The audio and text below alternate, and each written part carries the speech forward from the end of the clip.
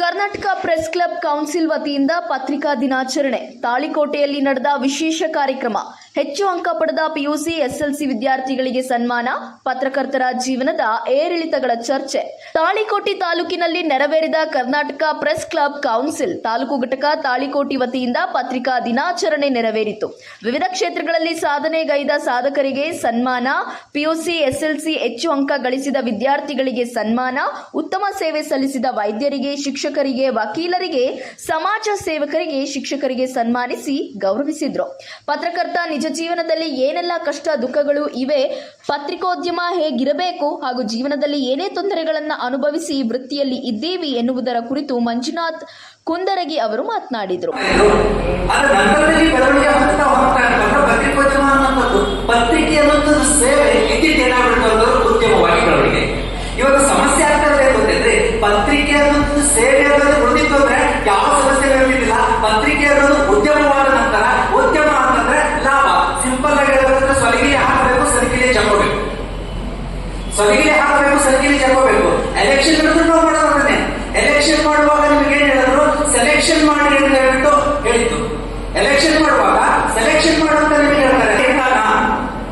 ಹೌದಲ್ಲ? ಸೊ ಒಬ್ಬ ಸಾಮಾನ್ಯವಾಗಿರುವಂತ ವ್ಯಕ್ತಿನೇ ದುಡ್ಡಿಗಾಗಿ ನಾವು ಹಂಬಲಿಸ್ತಾ ಇದೀವಿ ಅಂತಂದ್ರೆ ಈಗ ಪತ್ರಿಕೋದ್ಯಮ ವ್ಯವಸ್ಥೆ ಹೇಗಿದೆ ಅಂದ್ರೆ ಉದ್ಯಮವಾದ ನಂತರದಲ್ಲಿ ಇವೆಲ್ಲ ಅವುಗಳನ್ನು ಸಂಭವಿಸುವುದು ಸರ್ವೇ ಸಾಮಾನ್ಯ ವಿಷಯ. ಆದರೂ ಕೂಡ ಪತ್ರಕರ್ತರಿಗಿರುವಂತಹ ಜವಾಬ್ದಾರಿ ಇದೆಯಲ್ಲ, ಸಾಮಾನ್ಯವಾದಂತಹ ಜವಾಬ್ದಾರಿ ಅಲ್ಲ. ಇವತ್ತು ಪತ್ರಿಕಾ ದಿನಾಚರಣೆ ಆಚರಣೆ ಮಾಡಲಿಕ್ಕಿದ್ರೆ ನಾನು ಹೇಳ್ಬೋದು ಪತ್ರಿಕೆಗಳು ಯಾವಾಗ ಪ್ರಾರಂಭಗೊಂಡು, ಯಾವ ಹಂತದಲ್ಲಿ ಬೆಳೆದು, ದೇಶ ಭಾಷೆ ಪತ್ರಿಕೋದ್ಯಮ ಅಂದ್ರೆ ಏನು, ಆ ಪತ್ರಕರ್ತರು ಯಾವ ರೀತಿ ಇದ್ರು, ಇವೆಲ್ಲವುಗಳನ್ನ ಹೇಳುವುದಕ್ಕೆ ಮತ್ತು ಕೇಳುವುದಕ್ಕೆ ನೀವು ಯಾರು ಪತ್ರಿಕೋದ್ಯಮ ವಿದ್ಯಾರ್ಥಿಗಳು ಅಲ್ಲ. ನಾನು ಹೇಳುವುದಕ್ಕೆ ಈ ಪತ್ರಿಕೋದ್ಯಮ ಉಪನ್ಯಾಸಕ ಪ್ರೊಫೆಸರ್ ಆಗಿ ನಾನು ನಿಂತ್ಕೊಂಡಿಲ್ಲ. ನಾನು ಒಬ್ಬ ಪತ್ರಕರ್ತ, ನಾನು ಒಬ್ಬ ಅಂಕಣಕಾರ. ಇವತ್ತಿಗೂ ಕೂಡ ಲೋಕದರ್ಶನ ಪತ್ರಿಕೆಯಲ್ಲಿ ಪ್ರತಿ ರವಿವಾರ ನಾನು ಅಂಕಣ ಬರುತ್ತೆ. ಅಂಕಣದ ಹೆಸರೇ ಇದ್ದದಿದ್ದಾಗ, ಅಂಕಣದ ಹೆಸರೇ ಇದ್ದದಿದ್ದಾಗ ನಾವು ಉಲ್ಲಾಸಿಲ್ಲದ್ರೆ ಯಾವ ಬರೀತಾರಲ್ಲ, ಉಲ್ಲಾಸಿಲ್ಲದ್ರೆ ಯಾರು ಬರೀತಾರೆ ಇದ್ದಿದ್ದಾಗ ಯಾರು ಹೇಳ್ತಾರೆ ಅವರು ನಿಜವಾದಂತ ಪತ್ರಕರ್ತರಾಗ್ತಾರೆ. ನಿಮ್ಮಲ್ಲಿ ಬಹಳಷ್ಟು ಜನ ಪತ್ರಕರ್ತರು ಇದೆ ಅನ್ನೋ ಭರವಸೆಯಿಂದ ಮಾತಾಡ್ತಾ ಇದ್ದೀವಿ. ಇಲ್ಲಿ ಯಾರನ್ನು ನಾವು ಟಾರ್ಗೆಟ್ ಮಾಡಿ ಮಾತಾಡಲ್ಲ, ಯಾರನ್ನು ಯಾಕಂದ್ರೆ ನೀವು ಯಾರನ್ನು ಪರಿಚಯನೇ ಇಲ್ಲ. ಪರಿಚಯ ಇದ್ದು ಅವರು ಇವರು ಅಂತ ನೀವು ಹೇಳಿದ್ರೆ ತಪ್ಪಾಗುತ್ತೆ. ನೀವು ಯಾರು ಪರಿಚಯ ಇದೆ, ನೀವು ಏನು ಅಂತ ನನಗೆ ಗೊತ್ತಿಲ್ಲ.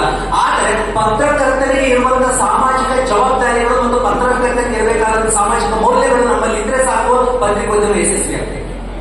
ಅದರಲ್ಲೂ ಕೂಡ ಇತ್ತೀಚಿನ ದಿನಗಳಲ್ಲಿ ಆನ್ಲೈನ್ ಪತ್ರಿಕೋದ್ಯಮ ಅಂತ ಬಂದ ನಂತರ ಪತ್ರಿಕೋದ್ಯಮದ ಮೇಲೆ ಒಂದು ರೀತಿ ಏನಾಗಿದೆ ಅಂತಂದ್ರೆ ಡೆವಲಪ್ಮೆಂಟ್ ಆಗಿದೆ, ಇನ್ನೊಂದು ರೀತಿ ಏನಾಗಿದೆ ಅಂತಂದ್ರೆ ಹೊಡೆದಾಗಿದೆ. ನಾಗರಿಕ ಪತ್ರಿಕೋದ್ಯಮ ಅಂತ ಕರಿತೀವಿ. ನಾಗರಿಕ ಪತ್ರಿಕೋದ್ಯಮ ಅನ್ಬಿಟ್ಟು ಸಿಟಿಜನ್ ಜರ್ನಲಿಸಂ ಅಂತ ಅರ್ಥ ಬಳಕೆ ಮಾಡ್ತೀವಿ. ಇವತ್ತು ಪ್ರತಿಯೊಂದು ಪತ್ರಿಕೆಗಳಲ್ಲಿ ಕೂಡ ನಿಮಗೆ ಅವಕಾಶ ಇದೆ. ಸಾಮಾನ್ಯ ಒಬ್ಬ ವ್ಯಕ್ತಿಯು ಕೂಡ ಬರೀಲಿಕ್ಕೆ ಅವಕಾಶ ಇದೆ. ವಾಚಕರ ವಾಣಿ, ವಾಚಕರ ವಿಷಯ, ಪತ್ರಪ್ರಭ ಅಂತ ಏನು ಕೊಡ್ತಾರಲ್ಲ, ಅದನ್ನ ನಾವೇನಂತ ಕರಿಬಹುದು ಅಂತಂದ್ರೆ ಸಿಟಿಜನ್ ಜರ್ನಲಿಸಂ. ನೀವು ಕೂಡ ಬರೀ ಎದುರಿಸಬೇಕು ನಾವು. ಯಾಕಂದ್ರೆ ಸಮಾಜದೊಳಗೆ ನಡೀತಕ್ಕಂಥ ಭ್ರಷ್ಟಾಚಾರವನ್ನು ನಾವು ಬಯಲಿಗೆಳ್ತಾ ಇದೀವಿ ಅಂತಂದ್ರೆ ಇವೆಲ್ಲವನ್ನು ನಾವು ಅನುಭವಿಸಲೇಬೇಕು. ನಮ್ಮ ಜೊತೆ ಇದ್ದವರು ನಮ್ಮ ತಪ್ಪು ದಾರಿಯನ್ನು ಹೇಳಿರ್ತಾರೆ, ನಮ್ಮ ಮೇಲೆ ಎಲ್ಲರೂ ಸರದ ಆರೋಪಗಳನ್ನು ಕೂಡ ಮಾಡ್ತಾರೆ. ಇವೆಲ್ಲ ಸಮಾಜದಲ್ಲಿ ಇರ್ತಕ್ಕಂಥವ್ರು. ನಾವು MLA ನನಗೆ ಒಂದು ಫೋನ್ ಮಾಡಿ ಧಮಕಿ ಹಾಕಿದ್ರು, ಕೇಸ್ ಮಾಡ್ತೀನಿ ಅಂತ ಹೇಳ್ತಾರೆ.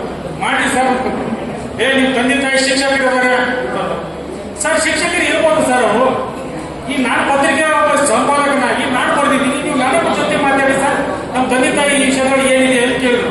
ಅವ್ರು ಯಾವ ರೀತಿ ನಮ್ಮನ್ನ ಬಗ್ಗಿಸ್ಲಿಕ್ಕೆ ಪ್ರಯತ್ನ ಪಟ್ಟರು ಅಂತಂದ್ರೆ ನಮ್ಮ ತಂದೆ ತಾಯಿ ನಮ್ಮ ಕುಟುಂಬದವನ್ನ ಈ ವಿಷಯಗಳು ತಗೊಂಡ್ಬಿಟ್ಟು ಏನೋ ಕುಟುಂಬದ ವಿಷಯ ತಗೊಂಡ್ಬಿಟ್ಟು ಇವ್ ಹೆದರ್ತಾನೆ, ಇನ್ನೇನು ನನ್ನ ಬಗ್ಗೆ ಬರೀದಿಲ್ಲ ಅಂತ ತಿಳಿದ್ರು. ಆದ್ರೆ ನಾನು ಅಂಜಲಿಕ್ಕೆ ಹೋಗಲಿಲ್ಲ. ಸಾವು ಒಂದಿನ ಬಂದೇ ಬರುತ್ತೆ ಅಂತ ಕೇಳಿ ಧೈರ್ಯ ಮಾಡಿದೆ ಒಬ್ಬಟ್ಟಿನಾಗಿ. ಈ ಪತ್ರಿಕಾ ವಿಷಯಗಳು ಬಂದಾಗ ನಾನೊಂದಿಷ್ಟು ಕೆಲವೊಂದಿಷ್ಟು ಅನುಭವಗಳು, ಕೈ ಅನುಭವಗಳನ್ನು ಗೊತ್ತೇ ಹಾಕ್ಬಿಡ್ತಾ ಇದ್ದೀನಿ. ನಾನು ಒಂದು ಗಟ್ಟಿ ಧೈರ್ಯ ಮಾಡಿದೆ. ಪತ್ರಕರ್ತರ ವೃತ್ತಿ ಒಳಗೆ ಏನಾದ್ರೂ ನಾವು ಮಾಡಬೇಕು ಅಂತಂದ್ರೆ ನಿಸ್ವಾರ್ಥ ಸೇವೆ ಅಂತ ಮಾಡಿದಾಗ ಮಾತ್ರ ಜನ ನನ್ನನ್ನು ಗುರುತಿಲಿಕ್ಕೆ ಸಾಧ್ಯ. ನಾನು ಒಂದ್ ವೇಳೆ ಏನಾದ್ರೂ ದಾರಿ ತಪ್ಪಿದ್ರೆ ಜನ ಯಾರು ನನ್ನ ಮಂಜುನಾಥ್ ಕುಂದರಿ ಅಂತಕ್ಕಂಥದ್ದು ಹೆಸರು ಸದ್ಯದಿಂದ ಹೇಳಿಕ್ಕೆ ಆಗ್ತಾ ಇದೆ. ಈ ಪತ್ರಕರ್ತ ವೃತ್ತಿಯನ್ನ ನಾವು ಯಾವಾಗಲೂ ಈ ರಂಗಕ್ಕೆ ಬರಬೇಕಂತಂದ್ರೆ ಯಾರಾದ್ರೂ ಯುವಕರು ಮುಂದಾಗಿದ್ರೆ ನಿಸ್ವಾರ್ಥ ಮನೋಭಾವನೆಯಿಂದ ಸಮಾಜವನ್ನ ನಾನು ನನ್ನ ಕೈಲಾದಷ್ಟೇ ಪರಿವರ್ತನೆ ಮಾಡ್ತೀನಿ ಅಂತಕ್ಕಂಥ ಮನೋಭಾವನೆ ಹೊಂದಿದವರು ಮಾತ್ರ ಪತ್ರಿಕಾ ರಂಗದಲ್ಲಿ ಬರ್ರಿ. ಏನೋ ಒಂದು ಪತ್ರಕರ್ತರನ್ನ VIP ತರ ಟ್ರೀಟ್ ಮಾಡ್ತಾರೆ. ನಾವು ಏನಾದ್ರೂ ಇದ್ರೊಳಗೆ ಒಂದು 4 ದುಡ್ಡು ಸಂಪಾದನೆ ಮಾಡಬೇಕು ಅಂತ ಏನಾದ್ರು ಯಾರಾದ್ರೂ ಬರೋ ಪತ್ರಕರ್ತ ಇದ್ರೆ ದಯವಿಟ್ಟು ಕೈ ಮುಗಿದು ಹೇಳ್ತೀನಿ, ಬರಬೇಡಿ. ನಿಮ್ಮಿಂದ ಇಡೀ ನಮ್ಮ ಪತ್ರಕರ್ತರ ನಾವು ಅವಮಾನ ಅನುಭವಿಸ್ತಾ ಇದ್ದೀವಿ. ಇವತ್ತಿನ ಪರಿಸ್ಥಿತಿ ಹೇಗಿದೆ ಅಂತಂದ್ರೆ ಬರೀಲಿಕ್ಕೆ ಸತಿ ಕೂಡ ಅವ್ರು ಇವತ್ತು ಪತ್ರಕರ್ತರು. ನಾವು ಸುಮಾರು 15 ವರ್ಷಗಳಿಂದ ನಾವು ಪತ್ರಿಕಾ ರಂಗದಲ್ಲಿ ಕೆಲಸ ಮಾಡ್ತಾ ಇದೀವಿ. ನಾವು ಅವ್ರು ಏನೋ ಬರೀಕ್ ಬರಲ್ಲ, ಅವ್ರು ಮುಂದಗಡೆ ಕೊಡ್ತಾರೆ. ಇದು ನಿಜವಾದ ಯಾವತ್ತೇ ಆಗಿಬಿಟ್ಟಿದೆ ಇವತ್ತಿನ ಪರಿಸ್ಥಿತಿ. ಇಲ್ಲಿ ನಡೀತಕ್ಕಂಥ ಅನ್ಯಾಯವನ್ನ ತಡೆಯಲಿಕ್ಕೆ ಸಾಧ್ಯ. ನಮ್ಮ ಜೊತೆಯಲ್ಲಿ ಸಾಕಷ್ಟು ಮಂದಿ ಇದ್ದಾರೆ, ನಮ್ಮ ಜೊತೆಗಿದ್ದವರು ಇದ್ದಾರೆ, ನಮ್ಮ ಹುಡುಗರು ಇದ್ದಾರೆ, ಎಲ್ಲರೂ ಇದ್ದಾರೆ. ಅದು ನಾನು ಹೇಳ್ತಾ ಇರೋ ಒಂದೇ ಮಾತು, ಇವತ್ತ ಪತ್ರಿಕಾ ಧರ್ಮದೊಳಗ ಏನು ಅಂತಂದ್ರೆ ನಾವು ಸಮಾಜದ ಅಂಕುಡಂಕುಗಳನ್ನ ತಿದ್ದಲಿಕ್ಕೆ ಬಂದಿವಿ ಹೊರತು ದುಡ್ಡು ಮಾಡ್ಲಿಕ್ಕೋಸ್ಕರ ಅಲ್ಲ.